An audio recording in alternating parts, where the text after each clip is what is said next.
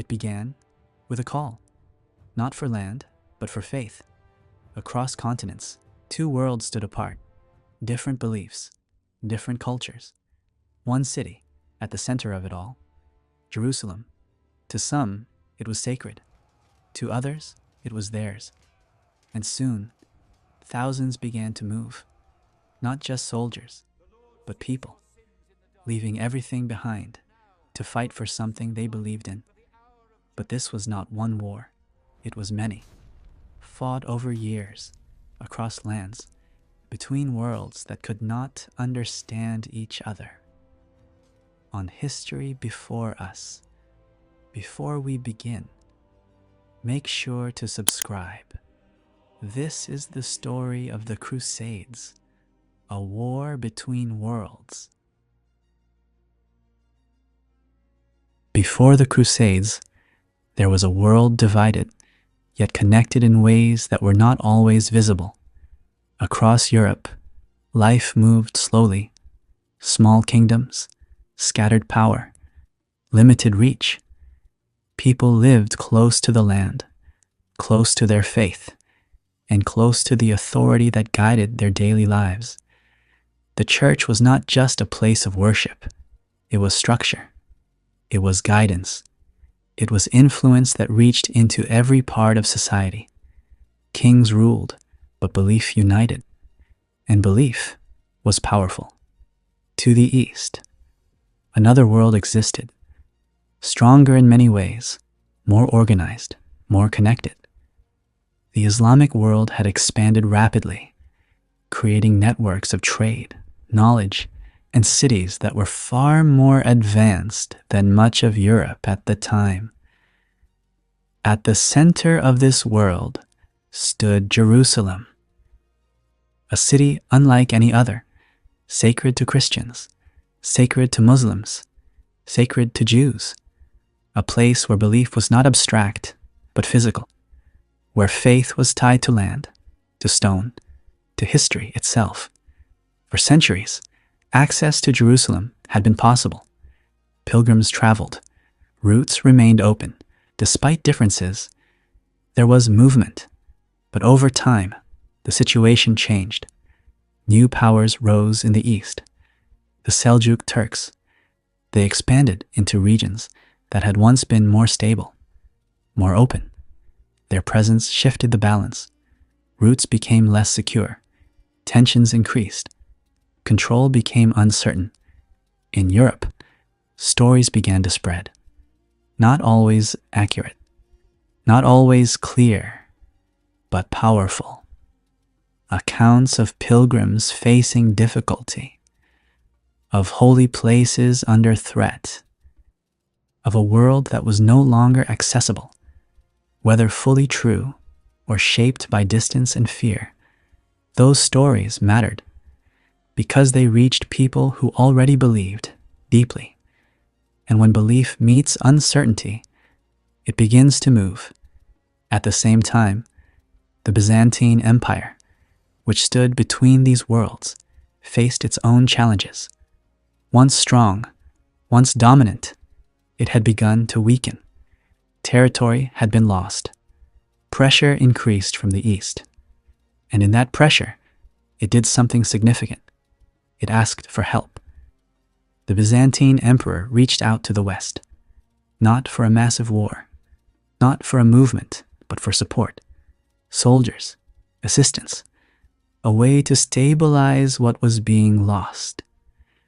The request reached Rome, and in Rome, it was received and transformed. Because the Pope saw more than a request. He saw an opportunity, not only to assist the East, but to unite the West, to direct energy that had been divided, to bring together kings, knights, and common people under one purpose. And that purpose was framed in a way that would change everything, not as a political decision, but as a spiritual mission, a call to reclaim what was considered sacred, a call that connected faith with action. The message spread, slowly at first, then faster. Through churches, through towns, through leaders who repeated it again and again. And as it spread, it changed. It became larger, more powerful, more urgent, because it was no longer just about helping the Byzantine Empire. It became about something else, about reclaiming Jerusalem, about defending belief, about participating in something that felt greater than daily life. For many, this was not about strategy. It was about meaning, about purpose, about answering something they believed came from beyond themselves. And so, people began to respond. Not just trained soldiers, not just knights, but entire groups, farmers, workers, families, many without experience, many without preparation, but driven by faith, by promise, by the idea that what they were doing mattered. They began to move east, across lands they did not know, toward a destination they had never seen.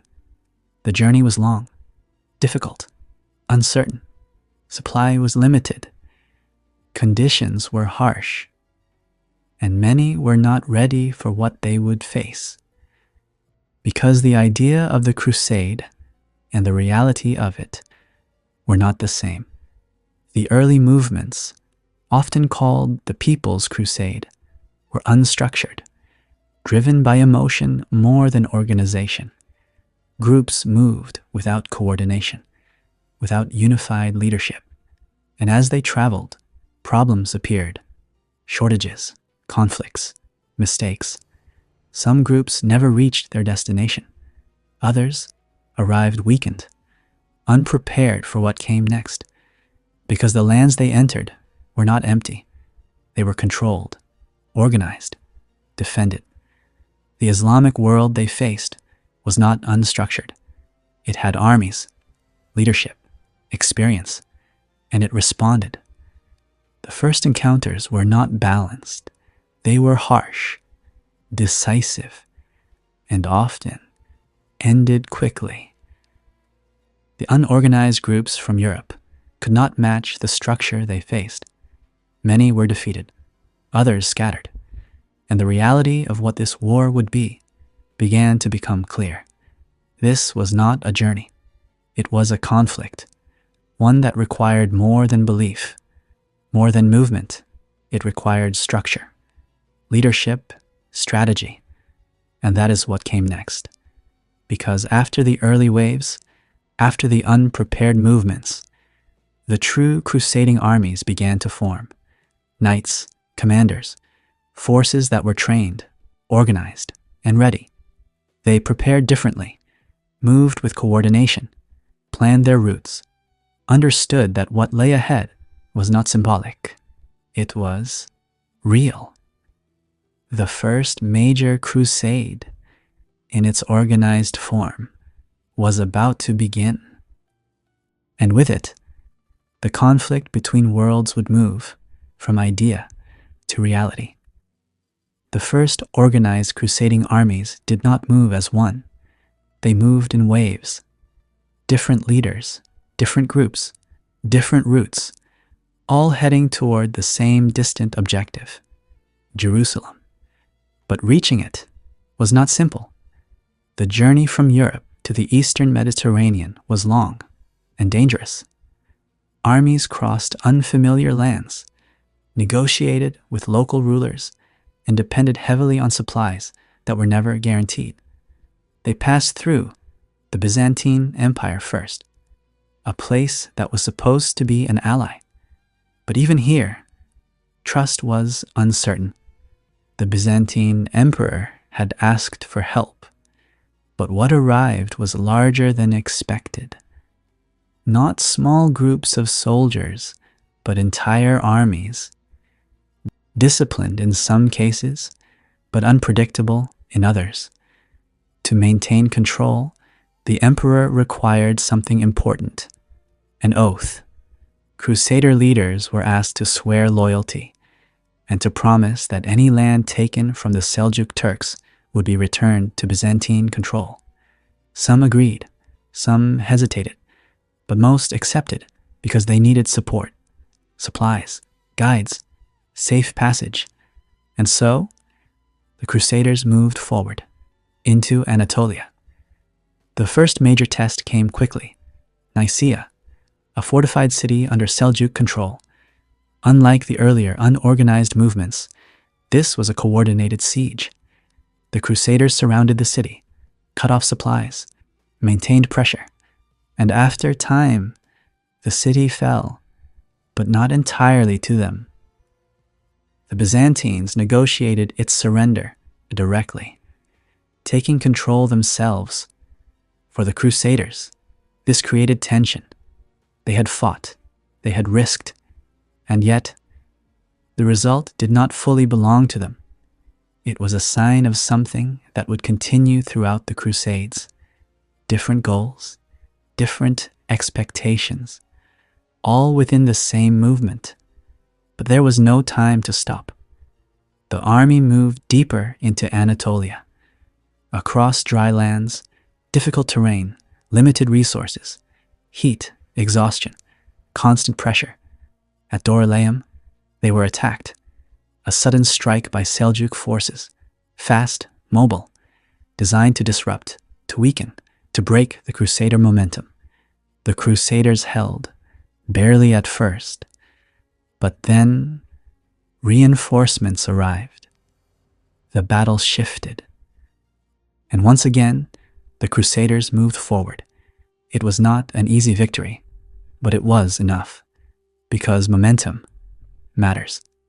And they continued. The journey toward the Levant was long.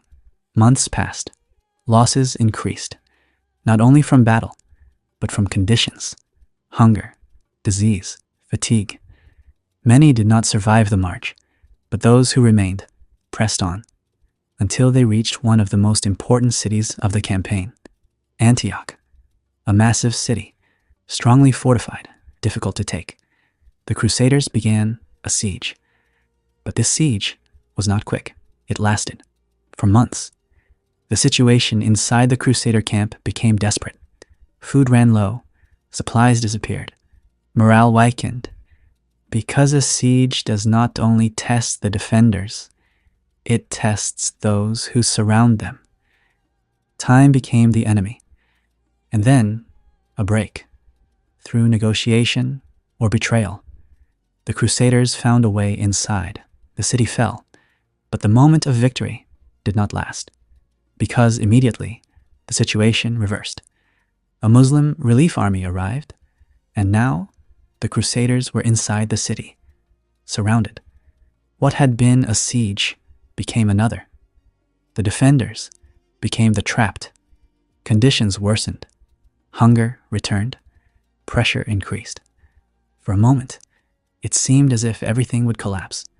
But the Crusaders held, through belief, through determination, through the idea that retreat was no longer an option. Eventually, they broke out, fought back, and secured the city. But the cost was high. Antioch was not just a victory. It was a test, one that revealed something important. This was not going to be quick. Not easy, not controlled. It would be long, uncertain, and defined by moments where survival itself was not guaranteed. After Antioch, the Crusaders paused, not out of choice, but necessity. They needed time to recover, to reorganize, to prepare for what remained, because the final objective was still ahead. Jerusalem, when they finally moved again, their numbers were smaller, their strength reduced, but their focus clear. They crossed into the lands surrounding the city, facing resistance, but continuing. And when they reached Jerusalem, they saw it, not as a distant idea, but as reality. The city stood, defended, prepared. The Crusaders had reached their destination, but reaching it was not the end. It was the beginning of the most difficult part, because taking Jerusalem would require everything they had left, and more. The First Crusade had brought them this far, but the final step would define everything that came before it. The sight of Jerusalem changed everything. For months, even years, the Crusaders had moved across unknown lands, driven by belief and purpose, but now the city was no longer an idea. It was there, real, standing behind its walls, and for the first time, the distance between vision and reality became clear, because reaching Jerusalem was not the same as taking it. The city was defended, prepared, its walls strong, its position elevated, its resources controlled. The Crusaders were not at full strength. They had lost many along the way, from battle, from disease, from the journey itself. What remained was determined, but determination alone would not be enough. They began the siege. Unlike Antioch, this would be shorter, but more intense, because there was no time, no extra supply, no long-term plan. They had to act quickly. At first, the situation was difficult. Water was limited, food was scarce, the heat was constant, and the land around the city offered little support.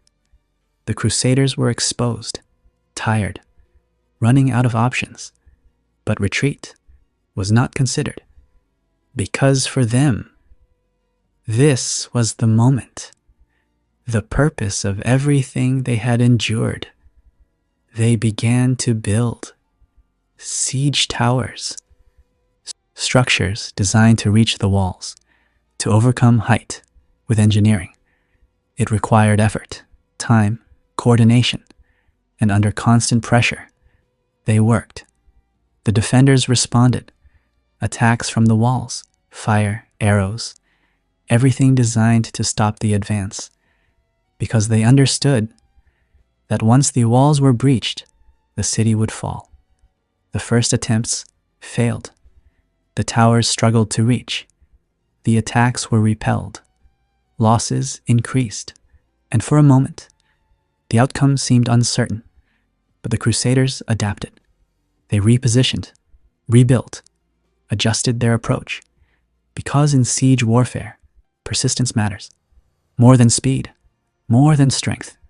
It is about finding the moment when the defense breaks, and that moment came.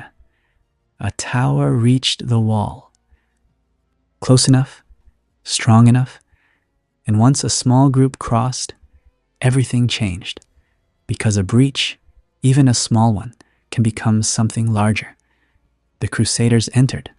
The defense collapsed. Not immediately, but quickly. The city fell, and with it, the objective of the First Crusade was achieved. But what followed was not victory in the way many had imagined, because when Jerusalem was taken, the aftermath was harsh, violent, uncontrolled.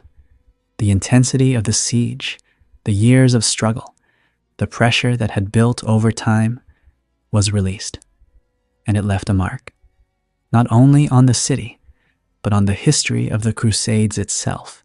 For the Crusaders, the moment was significant. They had done what they set out to do, against odds, across distance, through difficulty. They had reached Jerusalem and taken it, but holding it would be something else, because taking a city is one step, keeping it requires structure, stability, support, and the Crusaders were far from home. They established new states, the Kingdom of Jerusalem, other smaller territories, connected but not unified, dependent on reinforcements from Europe, dependent on resources that were not always available, and surrounded by regions that had not accepted the outcome, because for the Islamic world, This was not the end. It was the beginning of a response. At first, that response was not immediate, not unified. Different leaders, different regions, different priorities. But over time, something began to change. A new form of leadership emerged, one that understood that division had allowed the Crusaders to succeed, and that unity would be required to respond. That leader would come later, but the foundation of that response began here, after the fall of Jerusalem. The Crusaders had achieved their goal, but in doing so, they had created a new situation, one that could not remain stable, because the land they now controlled was not isolated.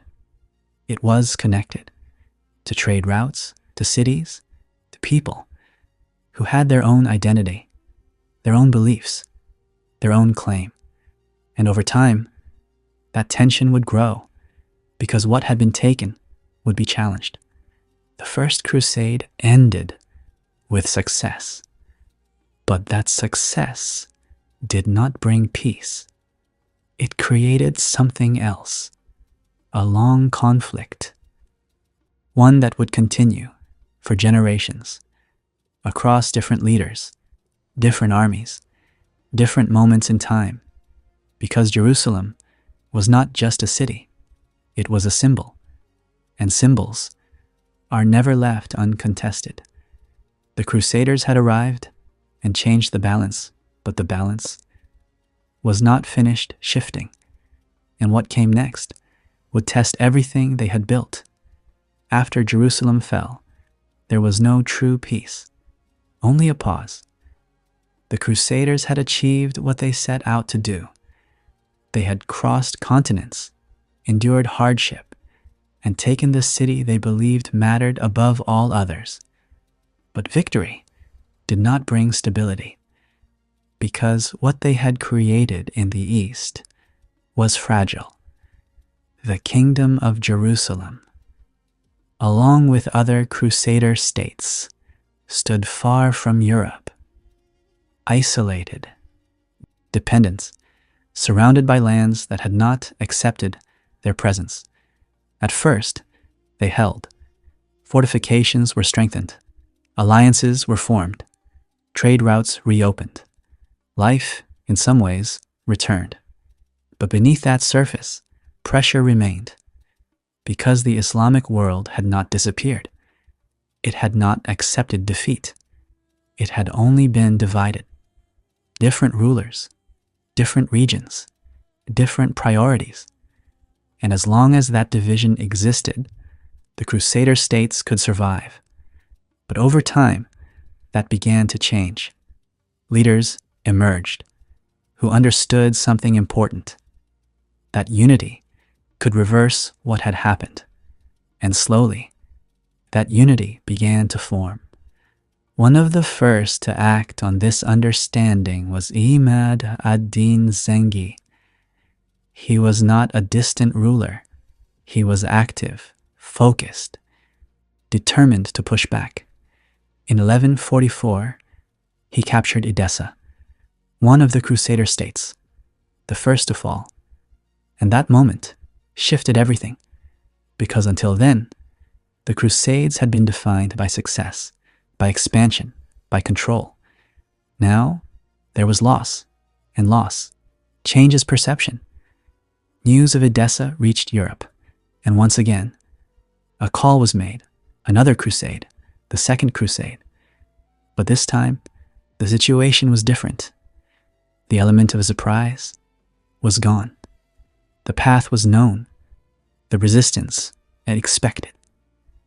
And when the Crusader armies moved east again, they faced something they had not fully experienced before, a more organized opponent, stronger leadership, better coordination.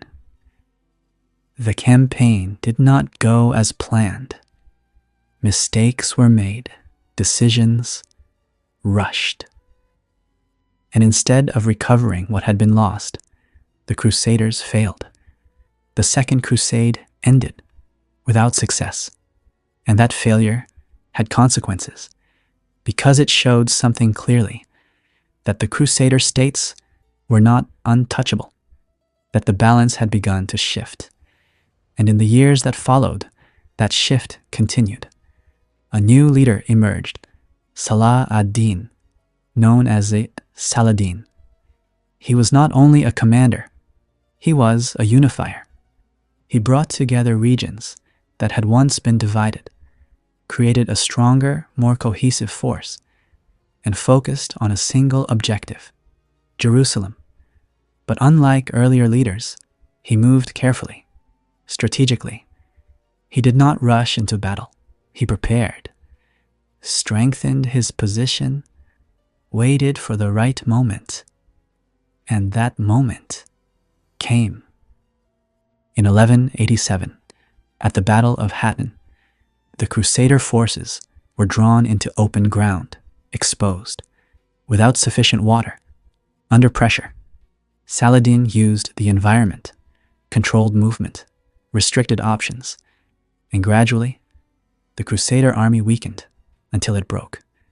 The defeat was decisive, not just a loss, but a turning point, because after Hattin, the path to Jerusalem was open.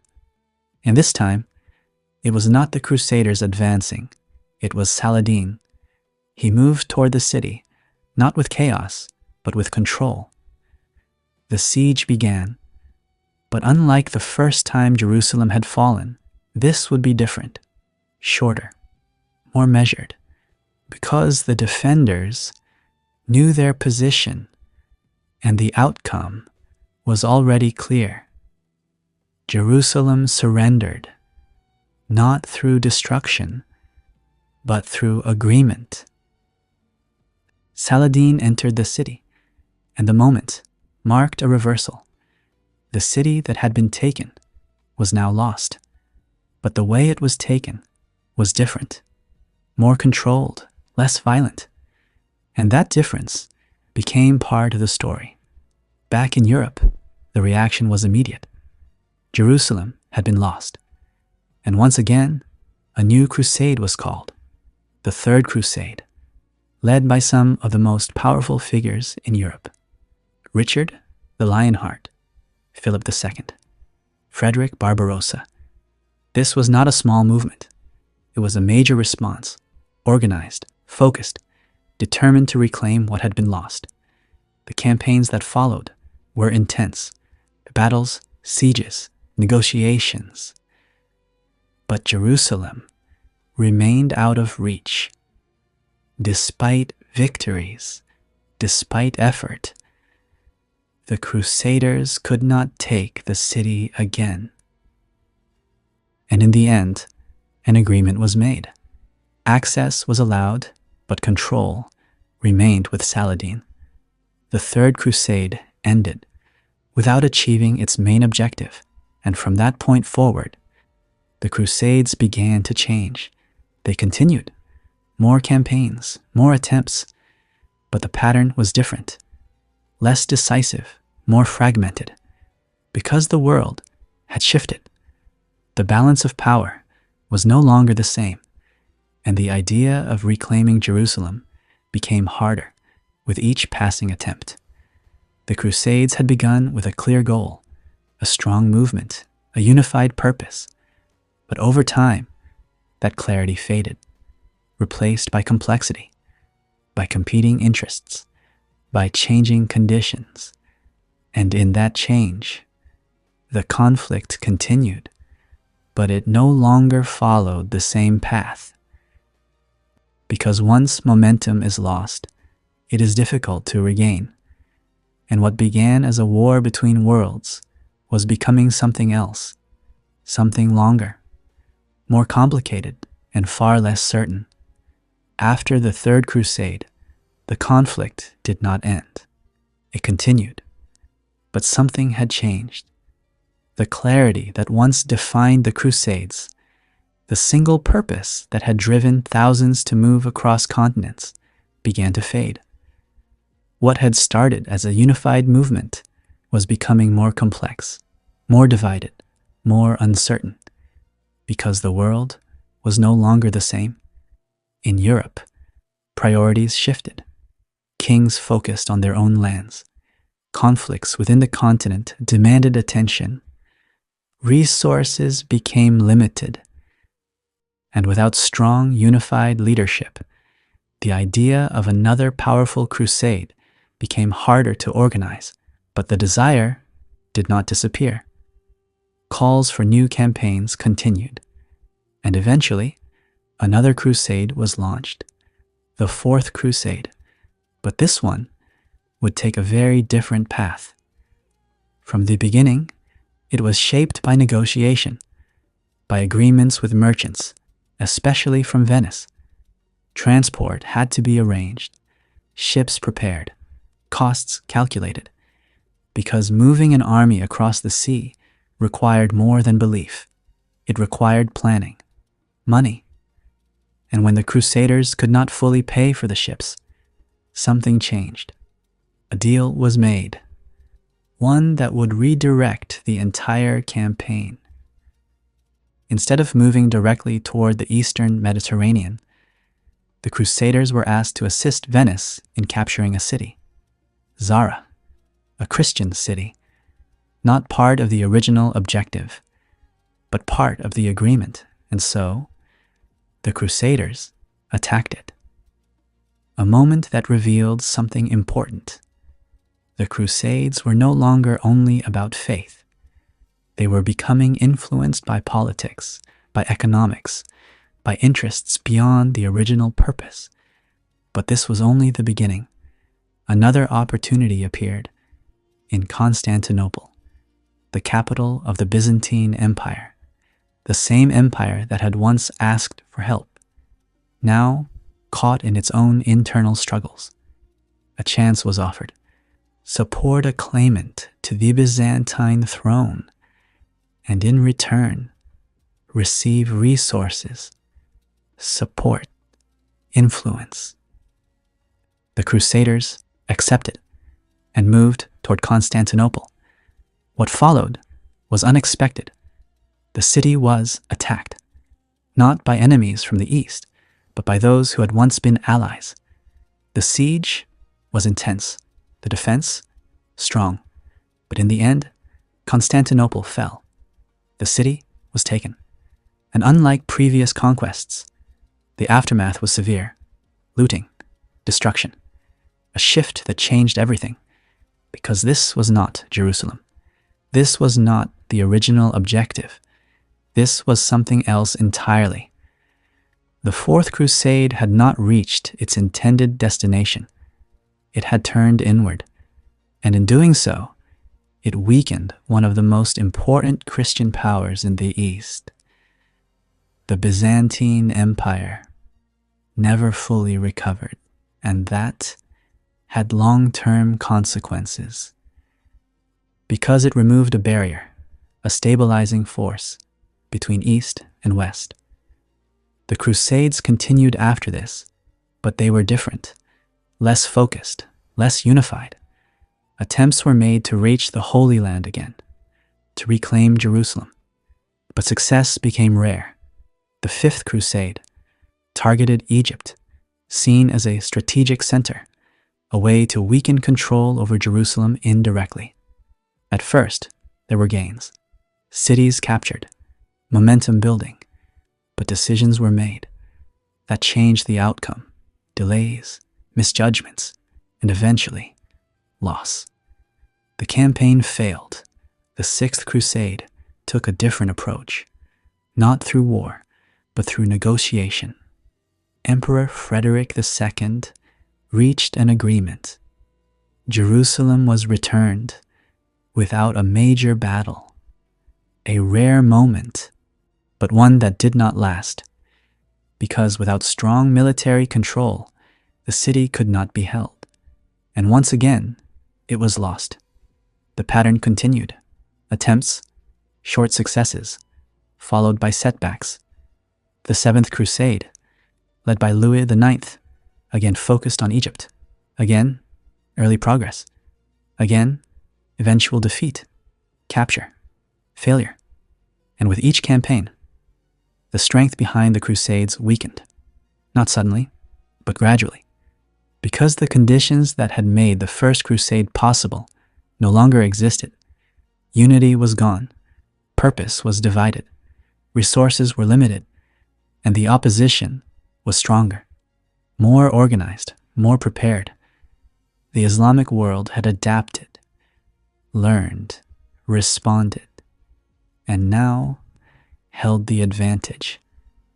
By the late Crusades, the movement had changed. What had once been a massive, continent-wide response was now a series of smaller, less effective campaigns. The final Crusader strongholds in the east fell one by one, cities lost, territories reduced, until finally, in 1291, Acre fell, the last major Crusader city in the Holy Land, and with it, the Crusader presence in the region ended, not completely erased, but removed. After nearly 2 centuries, the Crusades had come to an end, not with a final victory, not with a clear conclusion, but with a gradual decline, a fading of momentum, a shift in the world, because what had begun as a war between worlds had become something else, a complex, long-lasting conflict that changed both sides and left behind a legacy that would continue to shape history long after the fighting stopped. After the fall of Acre, there were no more Crusader cities in the Holy Land, no strongholds, no territories to defend, no bases from which to continue. The presence that had once stretched across the eastern Mediterranean was gone, and with it, the idea of reclaiming Jerusalem through military force began to fade. But the Crusades did not disappear immediately, because movements like this do not end in a single moment. They change, adapt, take on new forms. In Europe, the idea of crusading remained powerful. The belief, the symbolism, the sense of purpose still existed, but the direction shifted. Instead of focusing only on the Holy Land, crusading began to appear in other places, closer, more immediate. Campaigns were launched in regions within Europe itself, against groups seen as different or outside the accepted structure. Religious conflicts within the continent became part of the same pattern. The concept of a crusade expanded. It was no longer tied to a single destination. It became a tool, a way to mobilize people under a shared cause, and that shift changed its meaning. At the same time, Europe itself was changing. Kings became stronger. Central authority increased. States became more organized. The world that had existed at the time of the First Crusade was no longer the same. Trade expanded. Cities grew. New ideas began to appear. And as society changed, the need for large-scale religious campaigns decreased, not because belief disappeared, but because priorities shifted. Power was now focused more on internal development than distant campaigns. The energy that had once driven people east was redirected into building, into governing, into expanding influence within Europe itself. In the Islamic world, the end of the Crusades did not mean the end of conflict, but it did remove a major external pressure. The region continued to evolve. New powers rose. The Mamluks, who had defeated the last Crusader strongholds, maintained control over the area, and over time, another force would emerge, the Ottoman Empire, stronger, more centralized, expanding steadily, eventually becoming one of the most powerful empires in the region. And in that context, the Crusades became part of history. Not an active conflict, but a memory, a reference point, a period that had shaped both sides in ways that continued long after it ended. Because the Crusades had done more than fight wars. They had connected worlds, not always peacefully, not always intentionally, but through movement, through contact, through exchange. People traveled, ideas moved, goods were traded, and even in conflict, interaction occurred. Knowledge passed between cultures, techniques, technologies, and understanding flowed in both directions. Europe learned, adapted, changed. The contact with the Eastern world had lasting effects in trade, in science, in thought. The Crusades were not the only reason for these changes, but they were part of the process, part of a larger shift that would eventually lead to new developments, new periods, new transformations. Looking back, the Crusades were not a simple story, not a clear victory or a clear defeat. They were complex, driven by belief, but shaped by politics, focused on faith, but influenced by power. They began with a strong sense of purpose, a unified direction. But over time, that unity broke, fragmented, changed, until the movement itself became something different, and eventually ended. But like all major events in history, they left something behind, not only in the lands where they were fought, but in the societies that created them. In Europe, they contributed to change. In the Islamic world, they reinforced strength and organization. Between them, they created a connection, a long, difficult, often violent connection, but a connection nonetheless, because even conflict can shape understanding.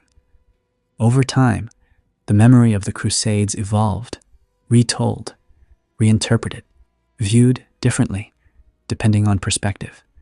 For some, they were a defense of belief. For others, an invasion. For many, a complex moment that cannot be reduced to a single explanation. And that is what remains. Not a simple conclusion, but a layered history. One that shows how powerful ideas can move people, how belief can shape action, and how once something begins, it can continue far beyond its original intention. The Crusades did not end the world they came from, but they changed it, on both sides, in ways that were not always visible at the time, but became clearer as history moved forward.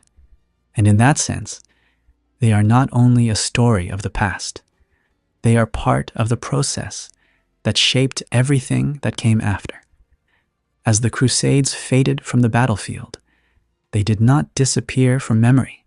They remained, not as active campaigns, but as stories. Stories told in different ways, from different perspectives, with different meanings. In Europe, they became part of identity, a moment where faith had mobilized entire populations, where kings and common people had moved under a shared cause, where the idea of acting for something beyond the ordinary had taken shape. But over time, that idea changed, because the world that followed the Crusades was not the same as the one that had begun them. In Europe, power became more centralized. Kings strengthened their control. States became more organized. Armies more professional. The era of large, loosely organized movements driven by belief alone began to give way to structured governance and strategic decision-making. Religion remained important, but it was no longer the only force shaping action. Politics, economics, and internal stability became central. The energy that had once driven people toward distant lands was redirected. into building nations, into expanding influence closer to home, into shaping the emerging world of Europe. At the same time, the Islamic world also evolved. The period of Crusader conflict had reinforced the importance of unity. It had shown the cost of division and the strength that came with coordination. Leaders like Saladin had demonstrated how organization and purpose could reverse even significant losses, and those lessons remained. As new powers rose, they carried forward that understanding. The Mamluks, and later the Ottomans, built stronger, more centralized systems, capable of managing large territories, capable of responding to threats more effectively. The Ottoman Empire, in particular, would go on to become one of the dominant forces in the region, lasting for centuries. In this new context, the Crusades were no longer current events. They were history. But history does not remain fixed. It is remembered, interpreted, sometimes simplified, sometimes reshaped.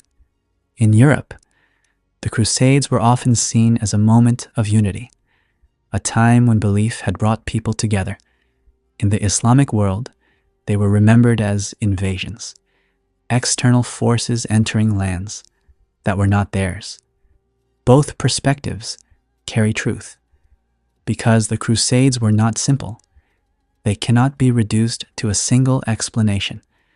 They were driven by faith, but influenced by power. They involved devotion, but also ambition. They created conflict, but also contact. And that contact had long-term effects. Trade between East and West increased over time. Ideas moved, knowledge transferred.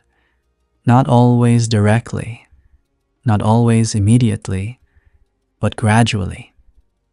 Through interaction, through movement, through the simple fact that these worlds had encountered each other on a large scale.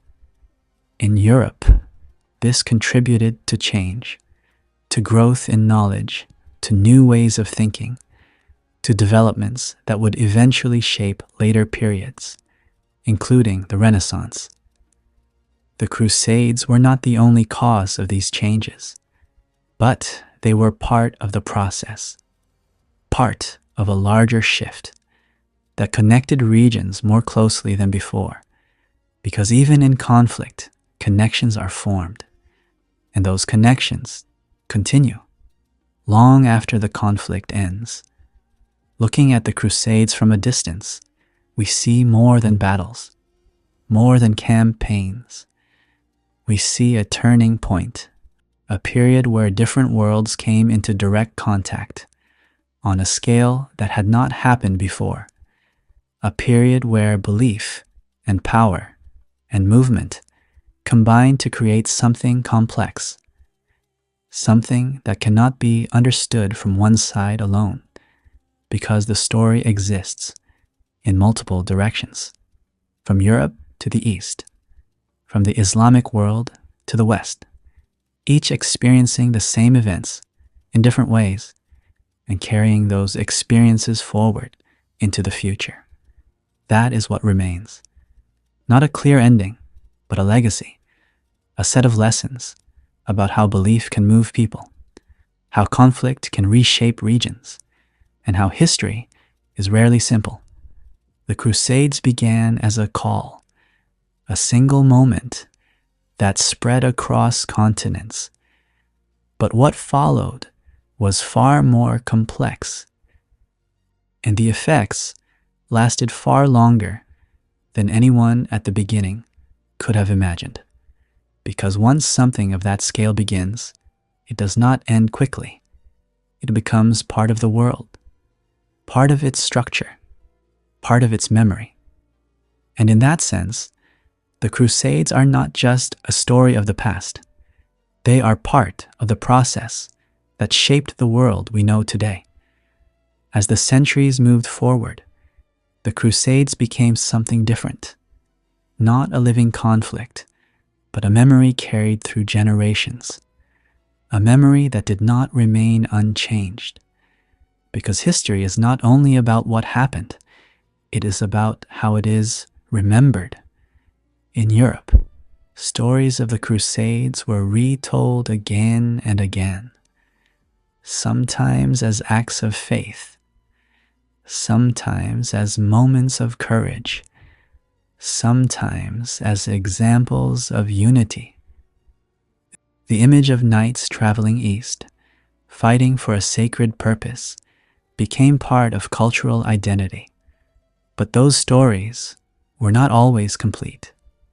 They focused on certain moments and left others behind, because memory often simplifies. It selects, it reshapes, and over time, the Crusades became symbols, used in different ways, for different reasons. In the Islamic world, the memory was different. It was not about distant journeys. It was about defense, about resisting external forces, about protecting land and identity. The same events, but seen through another lens. And that difference in perspective is important, because it shows something deeper. That history is not a single story. It is multiple narratives existing at the same time, each shaped by experience, each shaped by position. And when those narratives meet, they do not always align, but they exist together. The Crusades created that complexity because they brought worlds into direct contact, not through gradual exchange, but through conflict. And conflict leaves strong impressions. But beyond memory, there were lasting effects. The connection between Europe and the Eastern Mediterranean did not end with the Crusades. It continued. Trade expanded. Merchants traveled. Goods moved across regions. Spices, textiles, knowledge, all part of a network that grew stronger over time. The Mediterranean became a space of interaction, not always peaceful, but active. Because once roots are established, they are used, even after the reason for their creation disappears. Cities like Venice and Genoa grew in influence because they controlled movement, they connected regions, and in doing so, they became powerful. The Crusades had opened paths, and those paths remained. At the same time, ideas moved. Knowledge from the Islamic world reached Europe in science, in mathematics, in medicine. Not suddenly, not all at once, but gradually, through contact, through translation, through interaction. Because even in conflict, exchange happens, and that exchange can shape entire societies. In Europe, this contributed to change, to new ways of thinking, to questioning, to learning, to development. Again, the Crusades were not the only cause, but they were part of the process, part of the connection between worlds that had once been more separate. Looking at the Crusades from this perspective, we see something more than war. We see interaction, movement, change. Because while the battles were intense, they were only one part of the story. The larger impact was in what followed, in how societies adapted, in how they grew, in how they responded to what they had experienced. For Europe, the period after the Crusades led toward transformation, toward stronger states, toward economic growth, toward intellectual development. For the Islamic world, it reinforced the importance of unity, of strength, of organization. Both sides changed in different ways, but connected by the same events. And over time, the Crusades became part of a larger historical process, not isolated, not separate, but linked, to everything that came after, because history does not exist in sections. It flows from one period to another, carrying elements forward, transforming them, adapting them. And the Crusades are part of that flow. A moment where belief and power and movement combine to create something lasting, not just in memory, but in structure, in connection, in influence. And that is what remains. Not only the story of conflict, but the story of how that conflict helped shape the world that followed. Because even the most intense moments in history do not end with their final battle.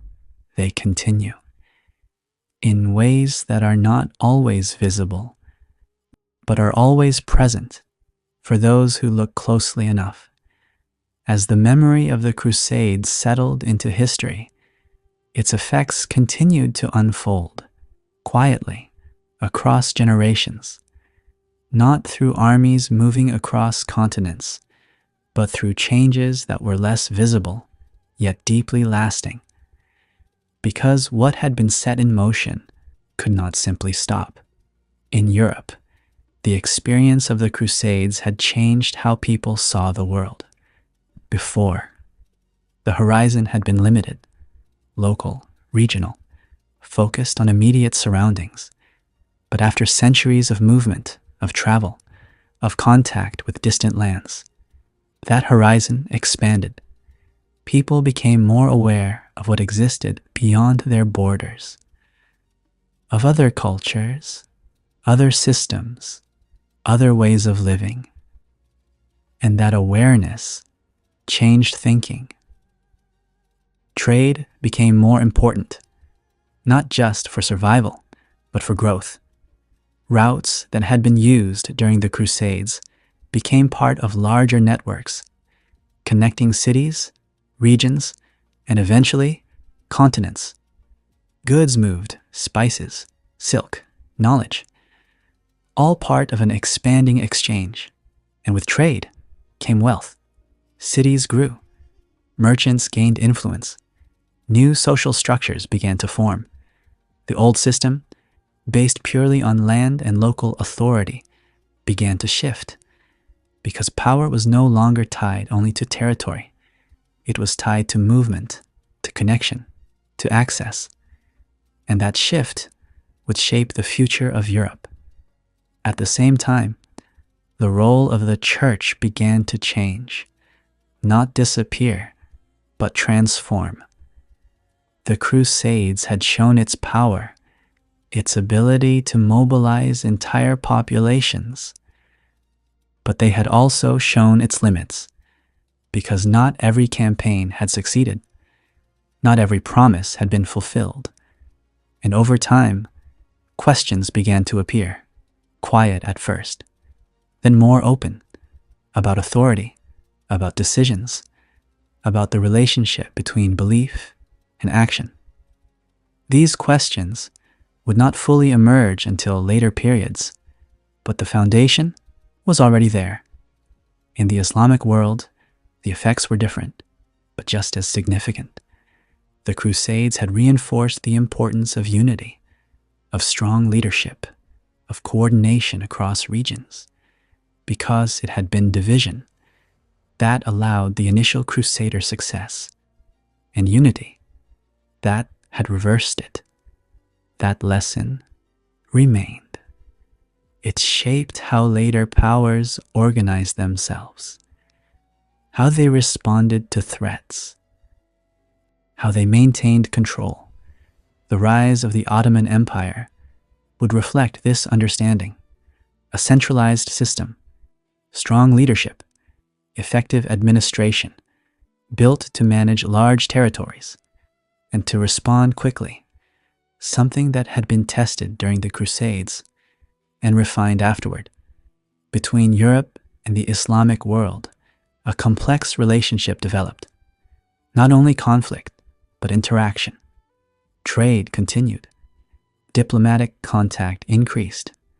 Even during periods of tension, there was communication, because complete separation was no longer possible. Too much had been connected, too many roots established, too many relationships formed. The Crusades had forced these worlds into contact, and once that contact existed, it continued in different forms, sometimes peaceful, sometimes not, but always present. Looking at this period now, we see more than a series of wars. We see transformation on both sides. Europe moving toward expansion, toward exploration, toward what would later become global influence. The Islamic world strengthening internally, organizing more effectively, maintaining power across its regions, both shaped, in part, by what had happened during the Crusades. Because history is not isolated, events connect, influence spreads, and what begins in one context can shape another, far beyond its original purpose. The Crusades began with a clear objective: Jerusalem, a sacred place that held meaning for millions. But over time, that objective expanded, changed, lost its original form. And what remained was something larger, a period of contact, of conflict, of exchange, one that cannot be understood from a single perspective, because it belongs to more than one world, and each world experienced it differently, but both were changed by it. That is what defines the Crusades, not just what happened during them, but what happened because of them, the way they influenced thinking, the way they reshaped connections, the way they contributed to the transformation of entire regions. And in that sense, they are not just part of the past. They are part of the process that created the world that followed, a world more connected, more aware, more complex. Because once different worlds meet, they do not return to what they were before. They become something else, something shaped by that encounter. And that is the true legacy of the Crusades, not only in memory, but in the structure of history itself.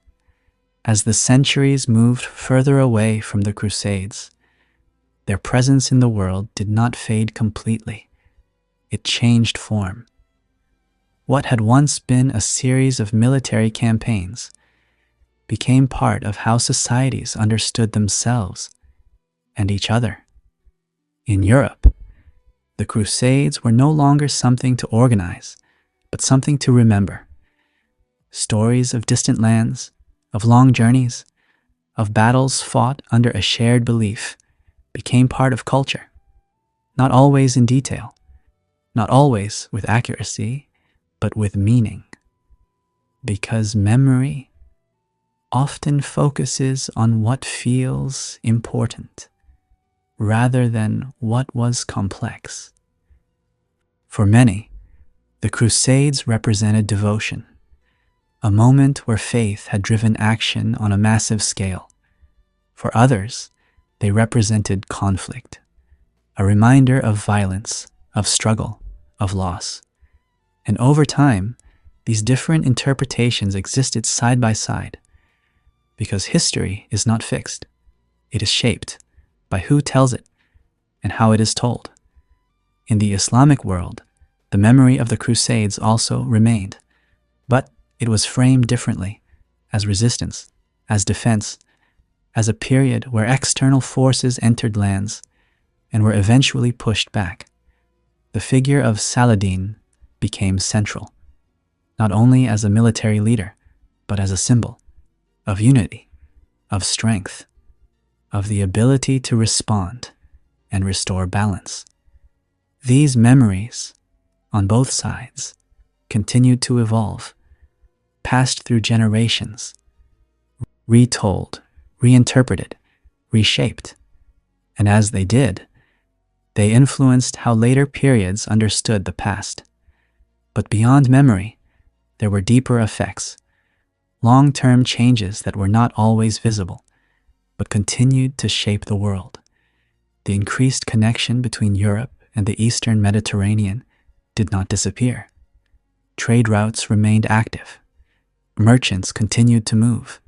Cities grew as centers of exchange. Venice, Genoa, others, their power, linked directly to their ability to connect regions, to control movement, to facilitate trade. Because once a network exists, it becomes part of the system, even if the reason it was created no longer exists. At the same time, knowledge continued to flow. Texts translated, ideas shared, not always intentionally, but through contact, through the presence of different cultures in the same spaces, through the need to understand what had once been unfamiliar. This process was slow, gradual, but powerful, because over time, it contributed to change. In Europe, this change would be part of a larger transformation, a movement toward learning, toward questioning, toward exploring beyond what was already known. Again, the Crusades were not the only cause, but they were part of the connection, part of the contact that made these changes possible.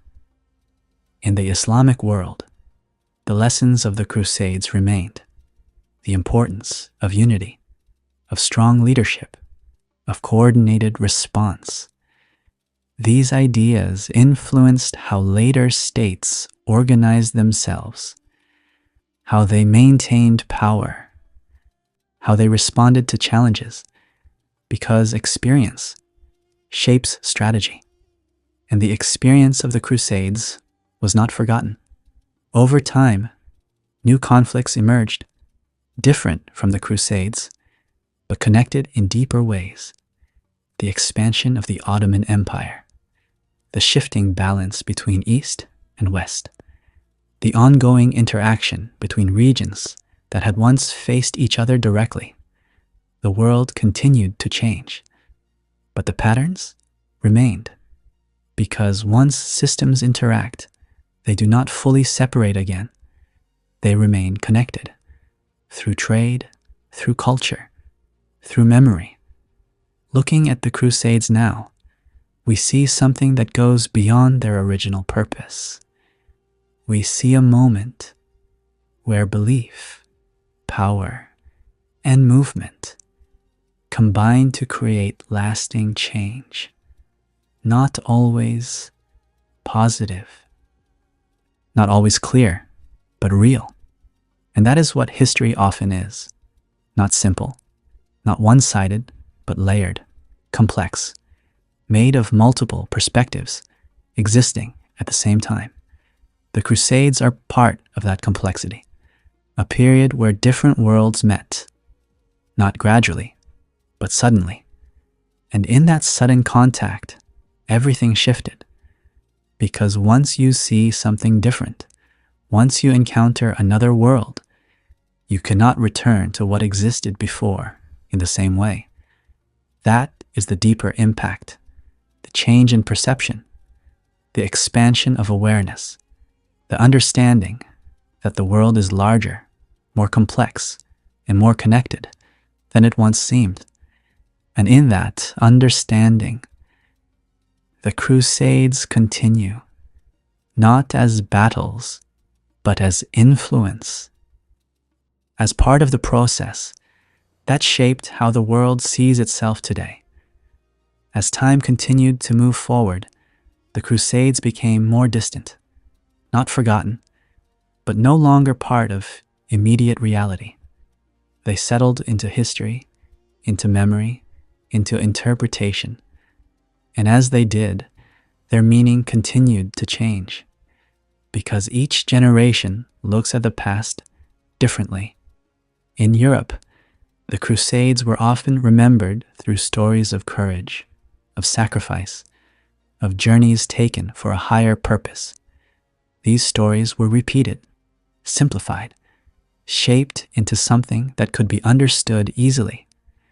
But reality had been far more complex, because the Crusades were not only about belief, they were also about power, about influence, about decisions made in moments that affected entire regions.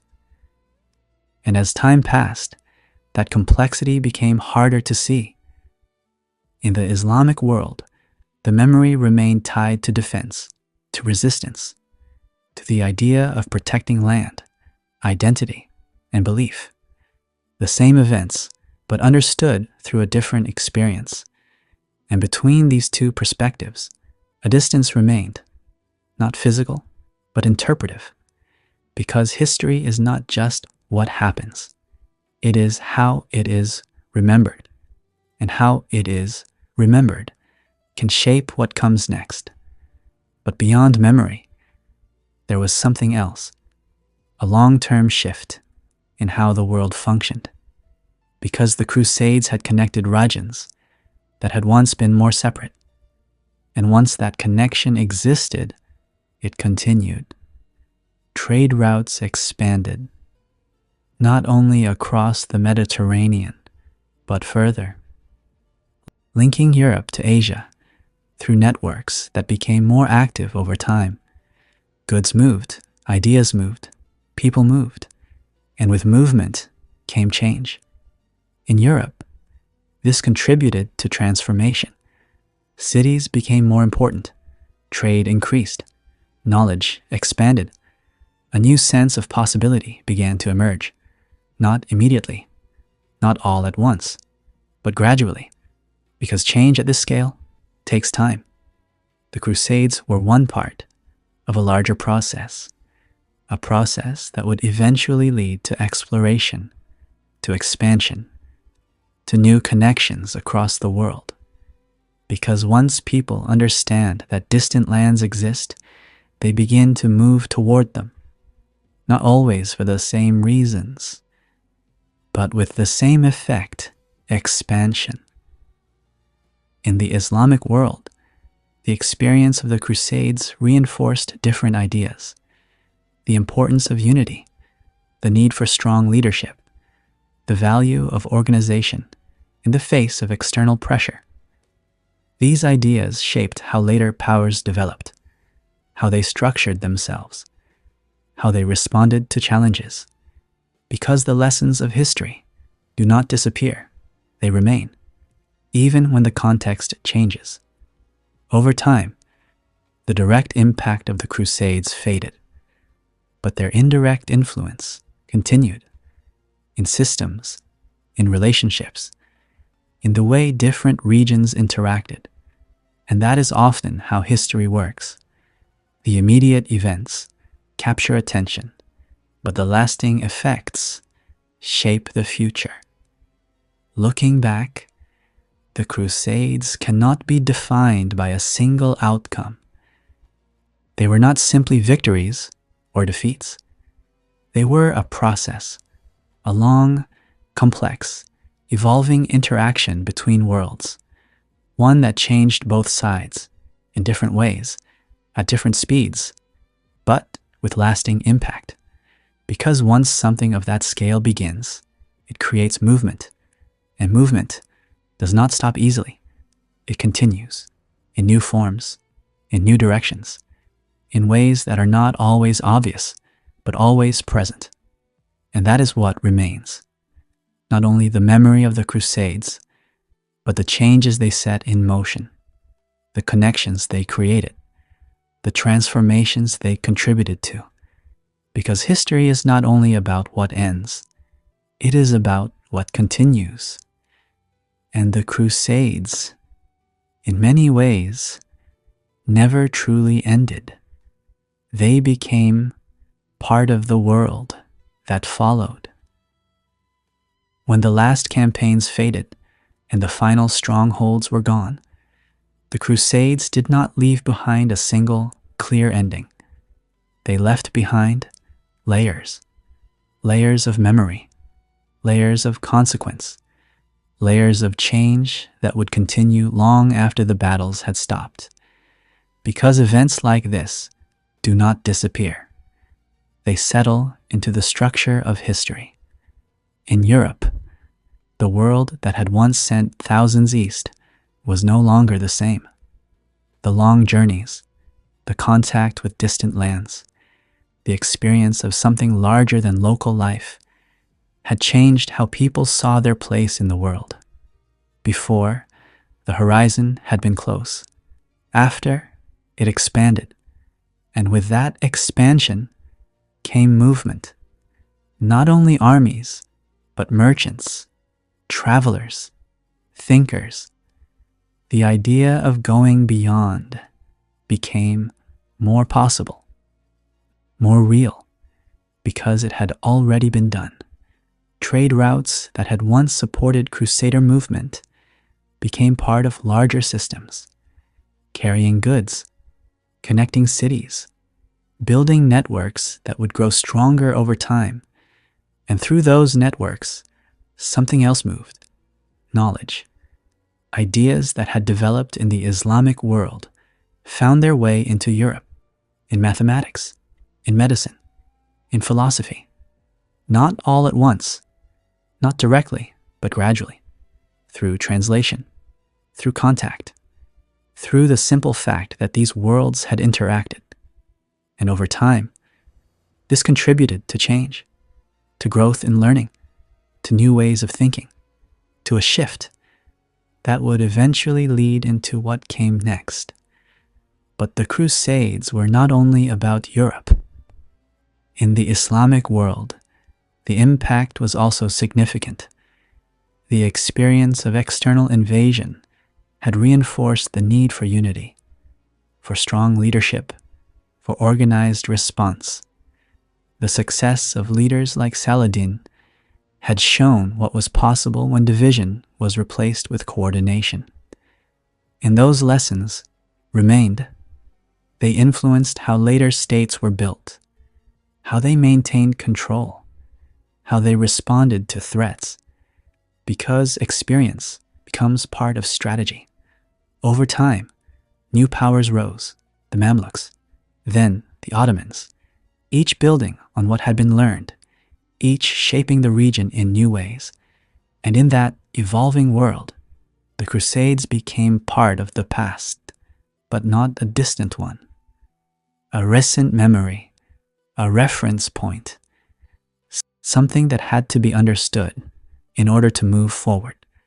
Between these two worlds, Europe and the Islamic regions, a complex relationship remained. Not only conflict, but connection.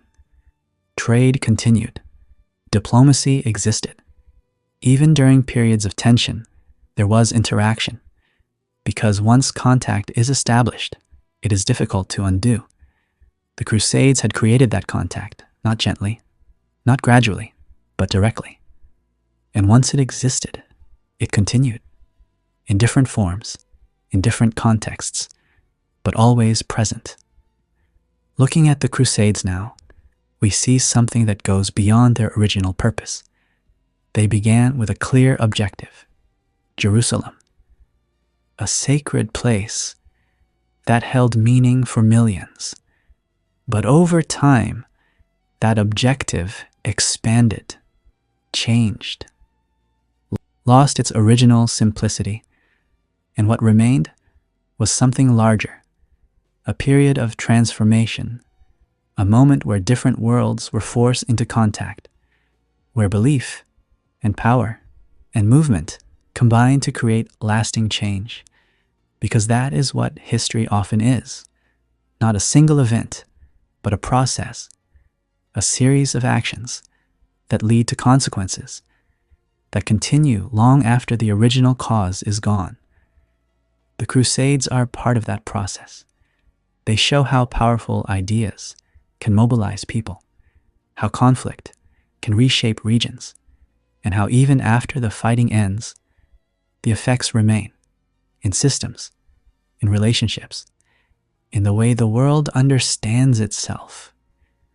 Because once something of that scale happens, it becomes part of everything that follows. And in that sense, the Crusades did not simply end. They became part of history's structure, part of the foundation on which later periods were built, and what they left behind continues to shape the world, even now. If you return to the very beginning of the Crusades, you do not find an army. You find an idea, a belief, powerful enough to move people across continents, strong enough to reshape entire societies, and complex enough to mean different things to different people, because the Crusades were never just one thing. For some, they were a duty. For others, an opportunity. For many, a mixture of both. And that is where their true story begins. Not in battle, but in motivation. In Europe, life before the Crusades was defined by structure, local authority, feudal systems, limited movement. Most people lived their entire lives within a small area, rarely traveling far, rarely seeing beyond what was familiar. But the call to crusade changed that. It introduced something new. The idea that you could leave everything behind and become part of something larger, something that connected you to distant lands, to a wider world, to a purpose beyond daily survival. And that idea was powerful. It broke boundaries, not physical ones at first, but mental ones. Because once people begin to see beyond their immediate world, they begin to think differently, act differently, move differently. The Crusades created that movement on a scale that had not existed before. Entire groups traveling east, crossing lands, encountering cultures, experiencing realities that were completely new to them. And that experience did not disappear when they returned. It stayed in memory, in stories, in the way they described the world to others. Because once something is seen, it cannot be unseen. At the same time, in the Islamic world, a different process was taking place. The Crusades were not viewed as exploration. They were viewed as intrusion, as external forces entering lands that were already part of an established system. And that perspective shaped the response. Not immediate unity, but gradual realization. That coordination was necessary. That leadership had to be strengthened. That division created vulnerability. And over time, that understanding led to change. Leaders emerged who could unify regions, organize resistance, create systems capable of responding, not just reacting. And that transformation was one of the most important outcomes of the Crusades, because it reshaped how power was structured in the region. Looking at both sides together, we begin to see something deeper. The Crusades were not just a conflict between two worlds. They were a moment where both worlds were forced to evolve. Europe moving outward, becoming more connected, more aware, more dynamic.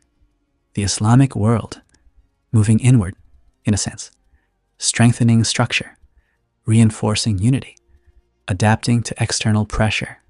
Two different directions, two different responses, but both triggered by the same events.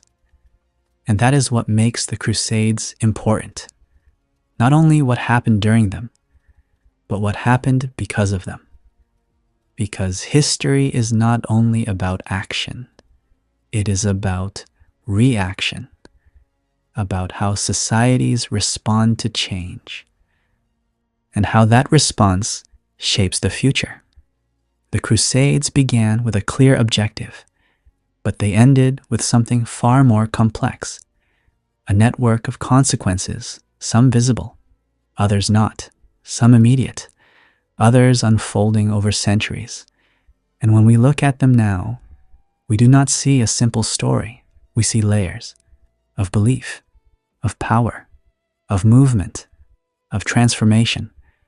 Because the Crusades were not just a moment, they were a process, one that began with an idea and continued through action and left behind a world that was no longer the same. And in that sense, they are not only part of the past, they are part of the foundation of everything that followed.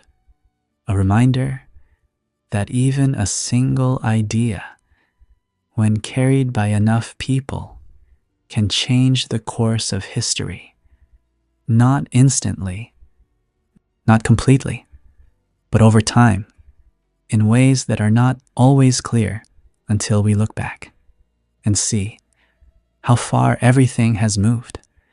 After everything that had unfolded, the Crusades were no longer what they once were. They had started as a movement, clear, focused, driven by a single idea.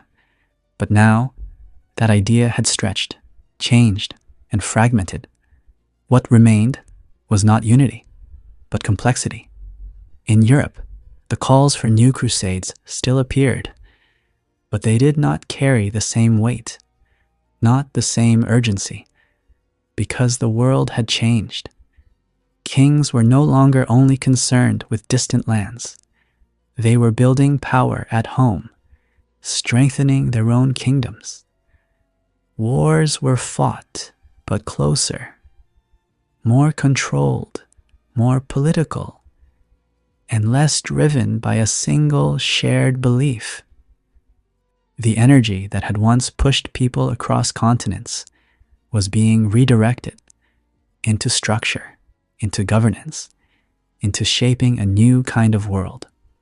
At the same time, the idea of crusading itself began to shift. It was no longer only about Jerusalem.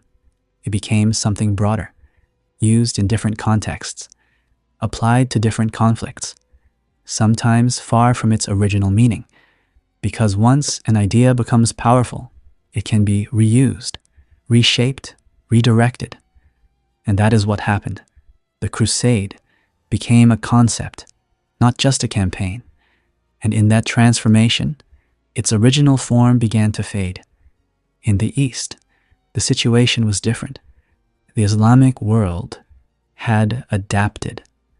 Stronger leadership, more coordination, more awareness of how to respond. The lessons of earlier crusades had been learned, and those lessons were now part of how the region functioned. The balance had shifted, not suddenly, but steadily, until the Crusader presence was no longer sustainable. One by one, the remaining strongholds weakened. Supply became difficult. Support from Europe, inconsistent. Pressure from surrounding powers, constant. And eventually, they fell. Not all at once, but gradually, until nothing remained. And with that, the Crusades in the Holy Land came to an end. But the end did not feel like a single moment. It felt like a transition, because the effects were already in motion. Trade routes remained. Connections continued. Knowledge still moved between worlds.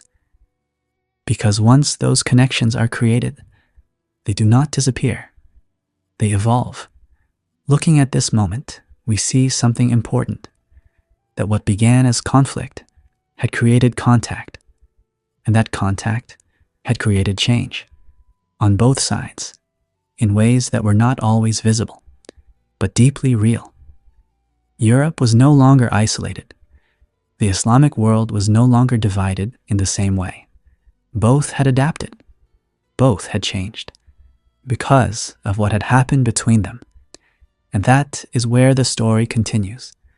Not in battle, but in transformation, in how societies move forward after something of this scale, in how they carry what they have learned into the future. Because history does not stop. It moves, and every event becomes part of what comes next. The Crusades were not just a war, they were a turning point, a moment where worlds collided, and in doing so, reshaped each other.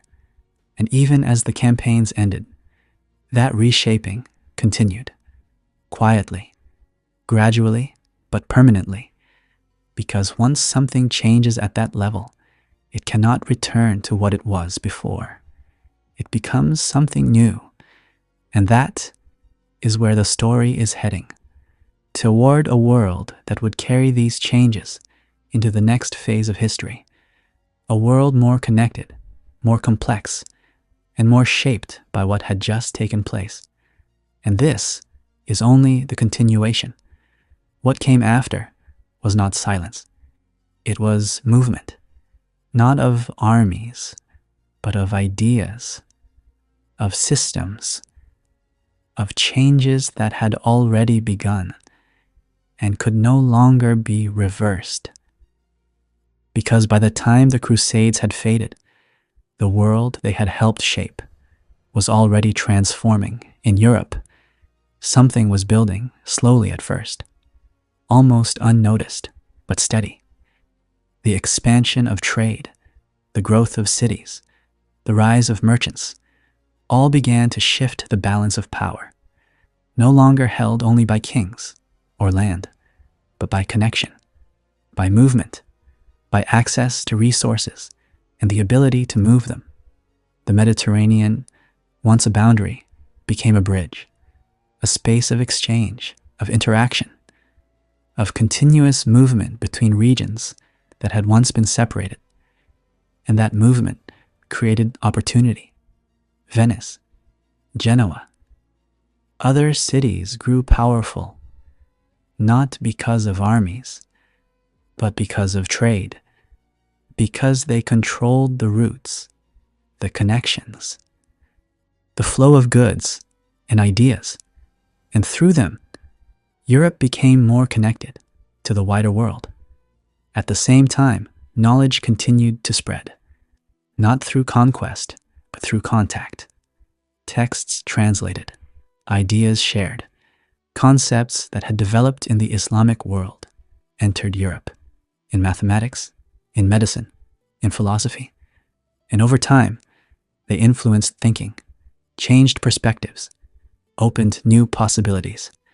This was not immediate, not obvious, but gradual, because real transformation often happens slowly until one moment it becomes visible. On the Islamic world, the shift was different, but just as important. The end of the Crusades had removed a long-standing pressure, and in its place, new priorities emerged. Consolidation, expansion. The rise of the Ottoman Empire would define the next phase, a powerful, centralized system, capable of controlling vast territories and maintaining stability across regions. The lessons learned during the Crusades were not forgotten. They were integrated, used to strengthen what came next, because history builds, layer by layer, experience by experience. Between these two worlds, Europe and the Islamic regions, the relationship did not end, it evolved. Trade continued, diplomacy existed, conflict appeared, at times, but connection remained constant, because once two worlds have interacted, they do not fully separate again. They remain linked, through routes, through memory, through the systems they helped shape. Looking at this period now, we begin to see something larger. The Crusades were not an isolated chapter. They were part of a transition from one kind of world to another, from localized systems to connected networks, from limited awareness to expanded understanding. And that transition did not stop when the Crusades ended. It continued into exploration, into expansion, into the discovery of new lands, new routes, new possibilities, because once movement begins, it leads somewhere, and that direction shapes everything that follows. The Crusades were one of the forces that started that movement, not the only one, but a significant one, because they pushed people beyond their boundaries, beyond what was known, beyond what was familiar. And in doing so, they changed how the world was seen, not as separate regions, but as connected spaces, part of a larger system. And that understanding is what defines the next phase of history, a phase where connection becomes central, where movement increases, where interaction becomes constant, because the world was no longer divided in the same way. It had been linked through conflict, through contact, through experience, and that link would continue long after the Crusades themselves had ended, because what they created was not temporary. It was a shift, a change in direction, a step toward a world that would become more connected, more complex, and more shaped by interaction than ever before. And that is where the story is now, not at the end, but at the beginning of something else. What followed this shift was not a sudden transformation. It was a continuation, slow, layered, building over time, because once the world becomes connected, it does not return to isolation. The movement that had begun through trade, through contact, through the long experience of the Crusades, started to push Europe further, beyond the Mediterranean, beyond familiar routes, towards something new, exploration. At first, it was cautious, limited, driven by merchants looking for new paths, safer roads, more direct connections to valuable goods, spices, silk, resources that had already shaped trade during the Crusades. But now, the goal was different. Not just to participate in the network, but to control it. And that required movement beyond what had been done before. Ships began to travel further. Navigators explored unknown waters, not blindly, but with purpose, because the idea had already taken root, that the world was larger and reachable. The Crusades had not created this idea alone, but they had contributed to it by connecting regions, by exposing people to distant lands, by creating awareness that more existed beyond the horizon. And once that awareness exists, it leads to action. At the same time, in the Islamic world, the Ottoman Empire continued to expand. Strong, organized, strategic. It controlled key routes, key cities, key positions, and in doing so, it influenced movement, because control of routes means control of access. And when access is controlled, others look for alternatives. This dynamic between control and movement shaped what came next, Europe looking outward, the Ottomans holding key positions, and between them, a shifting balance. This was not the Crusades anymore, but it was connected because the patterns remained. Power, control, access, movement, all interacting, all influencing direction. As exploration increased, new routes were discovered, new lands reached, new connections formed, and the world expanded. Not physically, but in understanding, because people now knew that the world was not limited to what had been known before. It was larger, more complex, more interconnected. And that realization changed everything. Trade networks expanded further. Economies grew, societies adapted, Because connection creates opportunity, and opportunity drives change. Looking back, we begin to see the full arc. The Crusades were not just about war.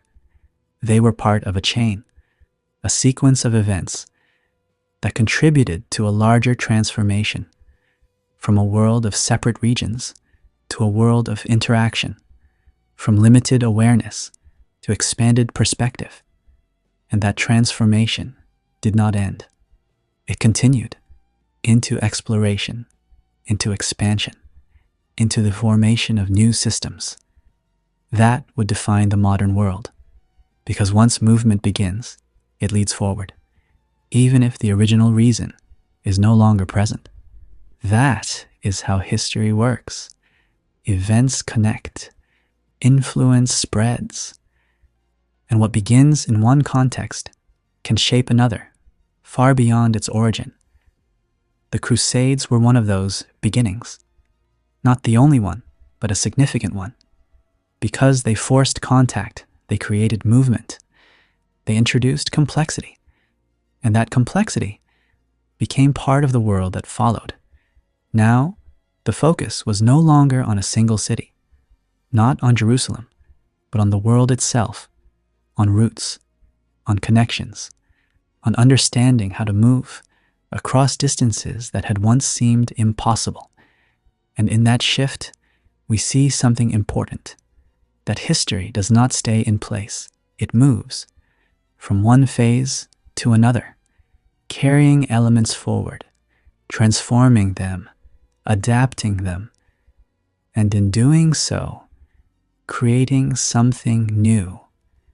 The Crusades were one phase.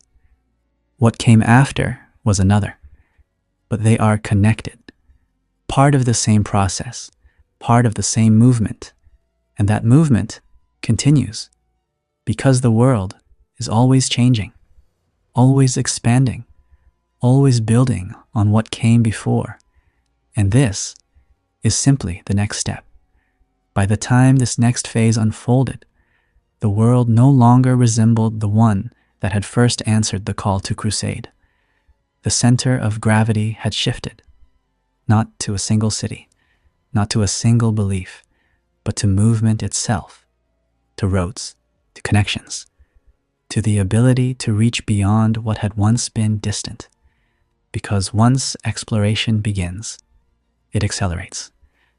What started as cautious voyages became deliberate expansion.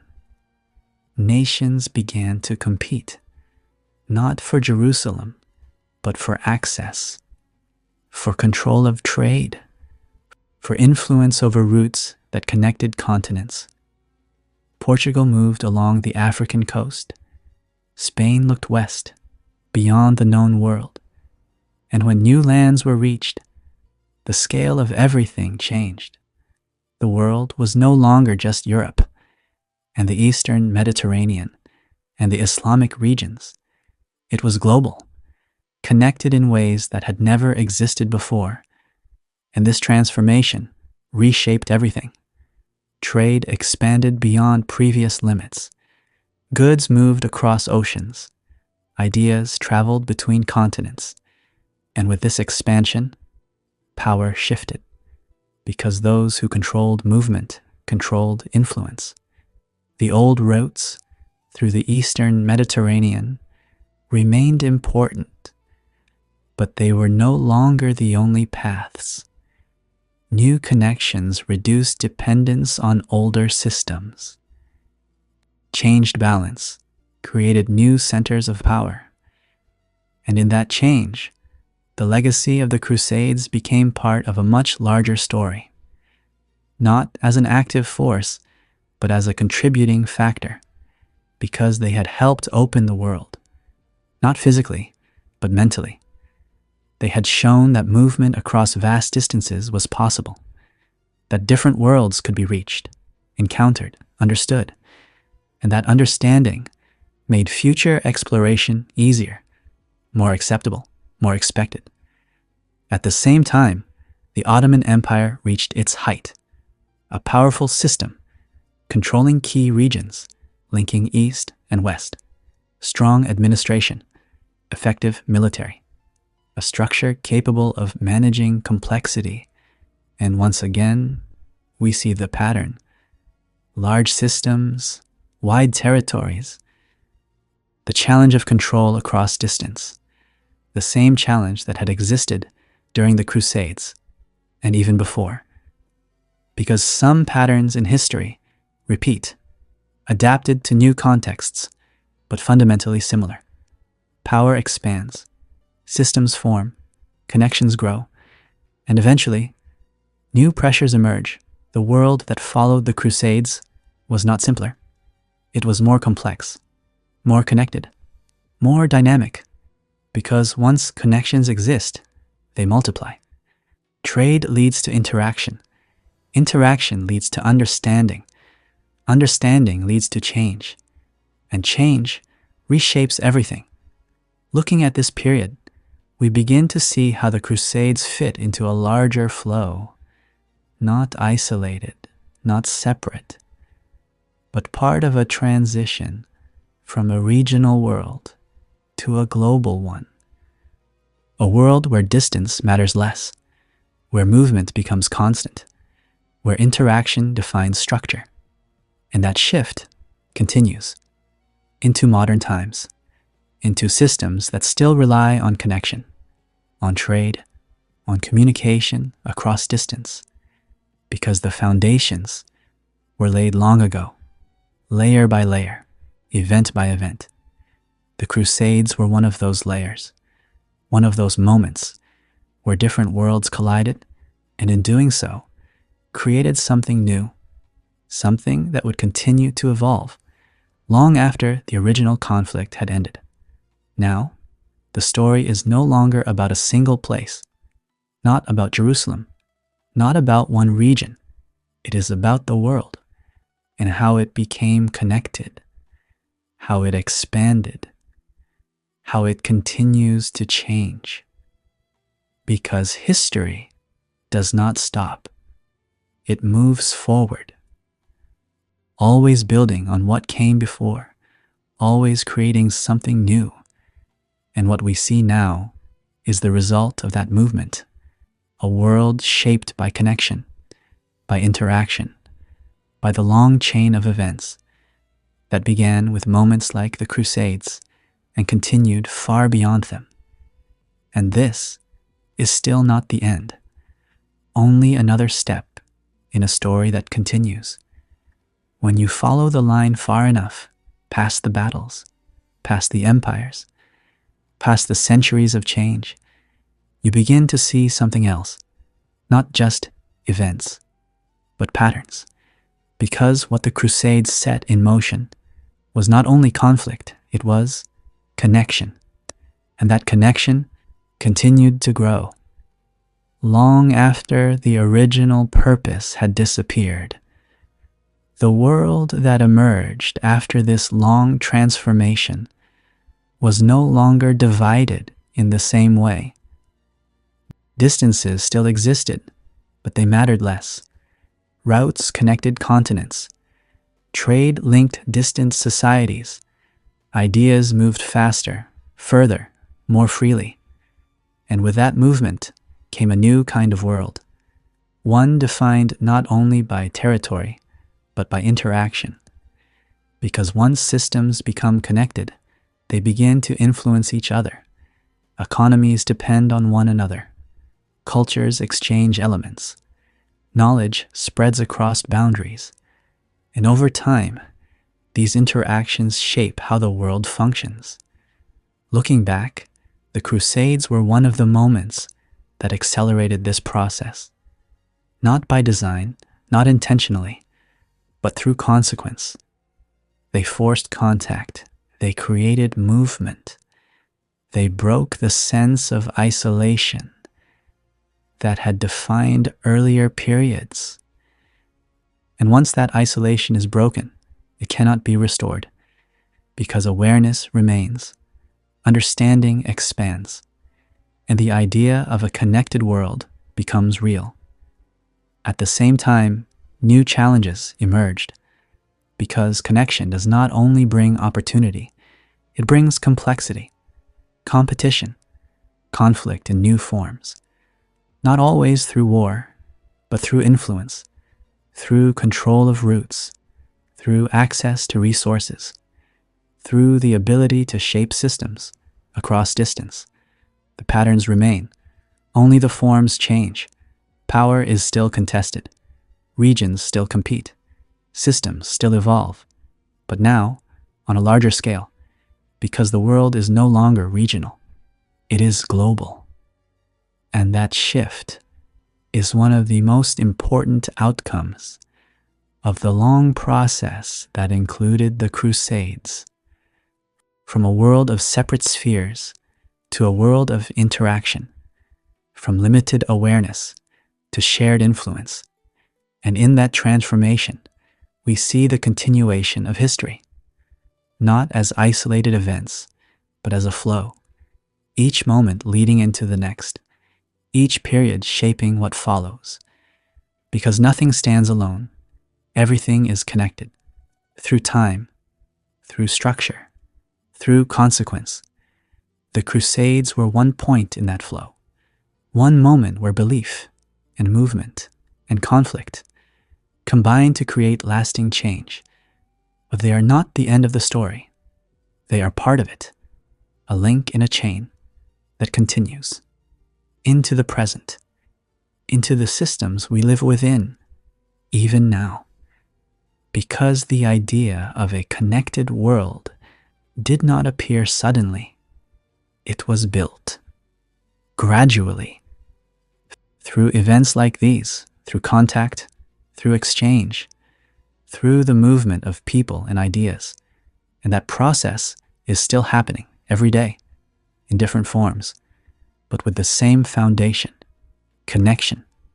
That is what remains, not the battles, not the victories or defeats, but the link between worlds, the understanding that no region exists alone, that everything is part of a larger system, and that system continues to evolve, because history does not end, it expands, and every moment becomes part of what comes next. The Crusades were one of those moments, not the final one, not the defining one alone, but an important step in a much larger journey, a journey that is still unfolding. By now, the story has moved far beyond where it began, no longer centered on Jerusalem, no longer defined by armies crossing continents, no longer driven by a single call or a single purpose. And yet, the imprint remains, because when something changes the direction of the world, that change does not disappear. It continues in quieter ways, in the structures that develop, in the systems that evolve, in the way people understand distance, power, and connection. If you look at the world that followed, you begin to see how deeply those changes reached. Empires rose, not only through conquest, but through control of networks, trade routes, ports, cities that acted as gateways between regions. Power was no longer just about land. It was about access, about movement, about the ability to connect one place to another. And that idea had been strengthened over centuries of contact, including the Crusades. Because once people experience movement across distance, they begin to organize around it, to depend on it, to build systems that support it. And over time, those systems become the foundation of entire societies. At the same time, the relationship between different cultures continued to evolve, not always peacefully, not always evenly, but continuously. Europe and the Islamic world remained connected through trade, through diplomacy, through moments of conflict and moments of cooperation, because complete separation was no longer possible. Too much had already been linked. And once links exist, they create interdependence, a condition where actions in one region affect another, even at great distance. This is one of the most important outcomes of the long process that included the Crusades, not the battles themselves, but the connections that followed, because those connections shaped everything that came after: the expansion of trade networks, the rise of global exploration, the development of new economic systems, all part of a larger transformation toward a more connected world. And with that transformation came new challenges, because connection brings competition. Regions seek advantage, control over routes, access to resources, influence across distance, the same patterns, seen in different forms. Because history does not repeat exactly, but it echoes, adapting to new conditions while carrying forward familiar structures. Looking at this from a distance, we see how the Crusades fit into this pattern, not as an isolated event, but as one of the moments that accelerated change, that pushed societies beyond their limits, that forced interaction where separation had existed. And once that interaction occurred, everything began to shift, because awareness expanded, understanding grew, and the idea of a larger world became real. This is the deeper story, not only what happened, but what it led to, because history is not just about events. It is about direction, about how those events move the world forward. And the Crusades were part of that movement, a step in a long process of transformation, from a world defined by distance to a world defined by connection, from isolation to interaction, from limited awareness to expanded perspective.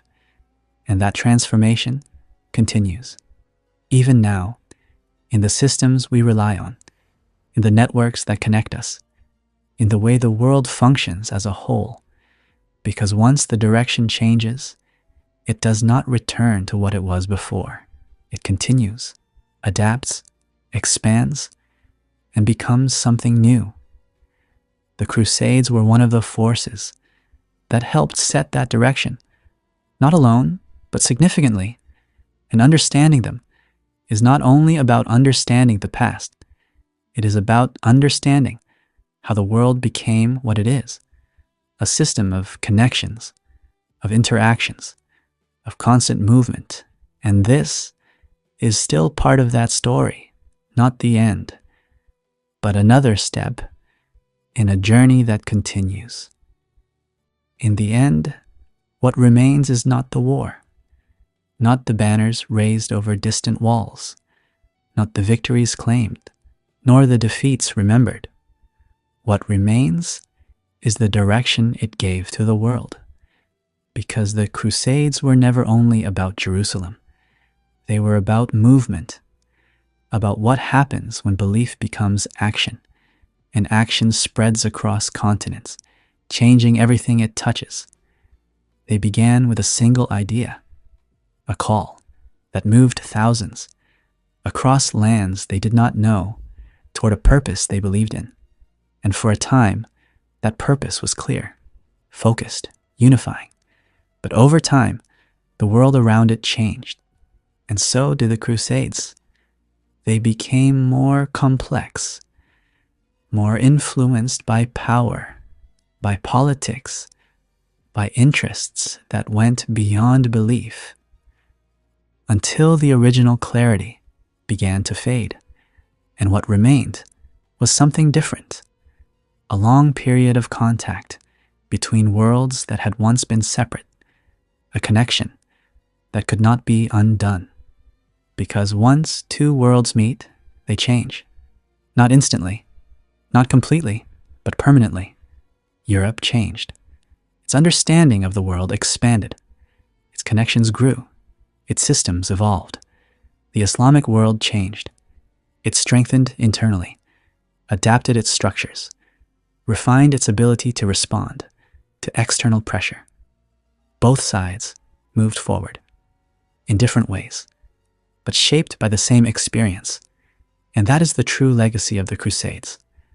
Not a single victory, not a final defeat, but a transformation, one that reshaped regions and connected them, one that became part of the larger process that turned a divided world into a connected one.